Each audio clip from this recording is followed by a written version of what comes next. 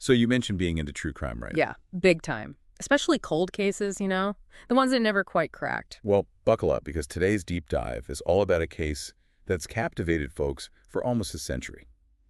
The Lindbergh kidnapping. Oh, wow. The crime of the century. I remember hearing about it, but it's pretty hazy. Just know it was a huge deal. Huge, doesn't even cover it. We're talking Charles Lindbergh, America's golden boy. You know, the first solo transatlantic flight, national hero, the works. Right. Lindbergh, that iconic plane. The spirit of St. Louis, wasn't it? Exactly. So picture this. It's 1932, just a few years after that legendary flight. Lindbergh's at the peak of his fame, has a beautiful family, a new baby, and then, bam, tragedy hits.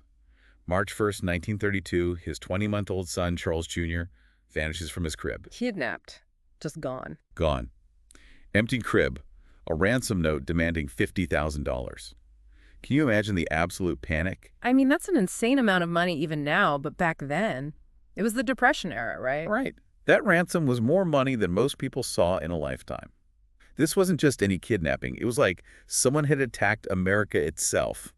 And of course, the media went into overdrive. Feeding the frenzy, I bet. How did people react back then? It was a media circus, unlike anything anyone had ever seen. People were glued to their radios, newspapers were flying off the shelves, the whole country, the whole world was holding its breath. It was the ultimate clash of hope and fear. Lindbergh, the symbol of American triumph, brought low by this unthinkable crime. So much riding on finding the baby. What was the investigation like back then? Chaotic, a nationwide manhunt. Thousands of tips, false leads. Even Al Capone, from prison, offered a $10,000 reward if they found the baby safe. Everyone had a theory. Wow, talk about a sign of the times. Did they catch a break? Tragically, yes. About 2 months after the kidnapping, little Charles Jr.'s body was found. He hadn't been taken far, just a few miles from home. Oh, that's heartbreaking. So close yet. So, how did they find the kidnapper? It was the ransom money.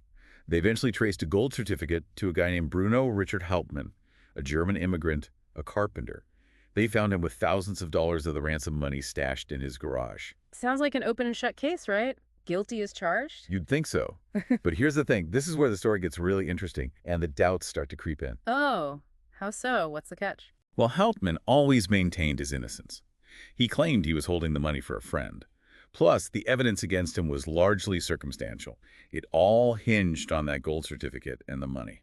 And with a case this huge, this public, any little thing is going to be scrutinized. I bet there were a ton of theories flying around. Oh, absolutely.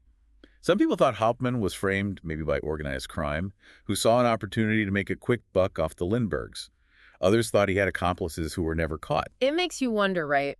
Without the forensic technology we have today, like DNA testing, it's easy to poke holes in the official story. Back then, they relied on fingerprints, eyewitness accounts, and good old-fashioned detective work. Right, and in the Lindbergh case, there were inconsistencies, things that didn't quite add up. For example, there were multiple ransom notes, and some experts believe they weren't all written by the same person. Interesting. So the Lindbergh kidnapping really is a bit of a puzzle, even all these years later. Exactly. And it's a puzzle that continues to fascinate people, and probably always will.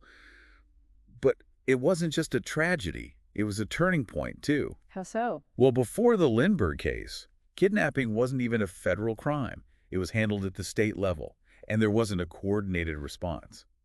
So this horrible event actually forced law enforcement to evolve and adapt. Exactly. Right. After the Lindbergh baby was kidnapped, Congress passed the Lindbergh Law, which made kidnapping a federal offense. This meant the FBI could get involved, and it paved the way for the development of a national strategy to combat kidnapping. That's actually pretty amazing. Out of this awful tragedy, some good came from it. They say necessity is the mother of invention, right? And the Lindbergh case certainly proved that. It's incredible to think how much forensic science has advanced since then. It makes you wonder, if this happened today, with all our technology, would they have cracked the case? Would Hauptmann still be the prime suspect? Now that's a question, isn't it? Makes you think. It really does. It reminds you that even with all the progress we've made, some mysteries may never be fully solved. But that doesn't mean we stop searching for answers, right? Absolutely. Well, on that note, thanks for joining me for this deep dive into the Lindbergh kidnapping. It's a case that stays with you, a stark reminder of how quickly life can change and the mysteries that linger long after the headlines fade.